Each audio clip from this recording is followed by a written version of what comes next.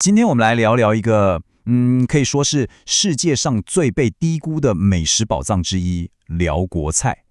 你听听这句话，超萌的吧？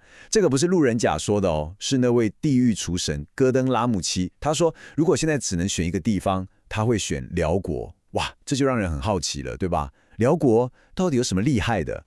所以啦，这就是我们今天要解开的谜题：一个世界级大厨为什么会把他的第一名给了一个我们可能不太熟的美食？走，我们一起来看看。好，要懂辽国菜，不能只看菜本身，我们得先潜入它的文化核心，也就是它的灵魂所在。你可能会觉得食物嘛，不就是填饱肚子？但在辽国，不，完全不是这么回事。食物是一种身份认同，而这一切的核心都绕着一个东西打转。给你看个数字，超夸张的。辽国人啊，是全世界最会吃糯米的人，人均消耗量世界第一。这已经不是爱吃而已了，根本是刻在 DNA 里。他们甚至会说，没吃到糯米，那今天这餐就不算数。而且你看他们怎么称呼自己 “Lukaunio”， 意思就是糯米的孩子。哇，你听听看，这多有画面感！糯米不只是他们的食物，根本就是他们的自我介绍。OK， 既然我们知道了糯米是地基，那盖在上面的风味建筑到底长什么样子？来，接下来这一部分，准备好你的味蕾，我们要来聊聊辽国菜的味道了。辽国菜跟他邻居们一个很大的不同，就是对新鲜香草的用法真的超好卖。你想想，薄荷、石螺、高粱姜，这些都不是装饰品诶，它们是主角。直接生吃，那股清新的味道，刚好可以平衡掉菜肴里的辣跟咸，超级搭。好，如果说新鲜香草是交响乐团里的各种乐器，那接下来要讲的这两个就是指挥家了，他们是辽国风味的真正骨干。这个真的要特别讲一下，很多人可能都吃过泰国或越南的鱼露，对不对？就是那种清清的、咸咸的，但是辽国的 Padek 完全是另一个级别的东西，它是没有过滤的，所以你看起来浊浊的，闻起来，味道非常强烈，但风味超级复杂，那个鲜味，哇，真的是灵魂所在。这就是辽国菜味道那么有深度的秘密武器。再来是这个 Jeobong。拜托，千万不要只把它当成一般的辣椒酱哦，它根本是个风味炸弹，里面有辣椒、大蒜、青葱，还有罗望子带来的酸甜、甜酸辣，全部混在一起，不管沾什么都好吃，让每口都变得很不一样。好了，基础打好了，风味也认识了，那这些东西组合在一起会变成什么样的美味呢？我们直接来看辽国的代表菜色吧。来，如果你想吃一顿最道地的辽国菜，只要记住这3剑客就好。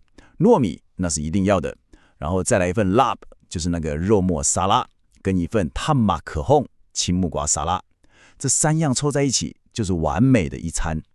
lab 这个真的是国菜等级了。你看它做法好像不难，就是把肉弄碎炒一炒，但它的灵魂全部都在那些新鲜的香草跟调味里。最后拌在一起，那个酸、辣、咸、香的味道，哇，超级清爽又超级开胃。而且你知道吗 ？Lab 这个字在辽国话里听起来跟好运很像，所以这句祝福语就很有意思了。以前肉不是天天能吃的东西，所以只有在婚礼啊、过年啊这种大日子才会上这道菜。所以说吃 Lab 不只是吃一道菜，也是在分享一份好运跟祝福。我相信很多人应该都吃过泰式青木瓜沙拉，对吧？但我要跟你说，辽国版的 Tu Mak Kong 味道完全不一样。为什么？关键就在我们刚刚讲的那个秘密武器 Padek， 加了它之后，整个味道变得更深邃，更有厚度，跟泰国那种比较清爽的酸甜辣是2种完全不同的风格。讲到这里呀，我们又绕回一开始的那个问题了：辽国菜这么好吃，这么有特色。那为什么好像到现在才开始红起来？我猜很多人心里可能都有个问号，辽国菜啊，不就泰国菜，只是再辣一点而已。如果你也这样想，那真的误会大了。他们完全不一样，我们直接来看看到底差在哪。你看这个表，一目了然，光是主食就完全不同了。辽国人是吃黏黏的糯米，用手捏着吃；泰国人吃的是一粒一粒的茉莉香米。再来，酱料的灵魂，辽国是味道超浓郁的 padek， 泰国是用比较单纯咸味的鱼露。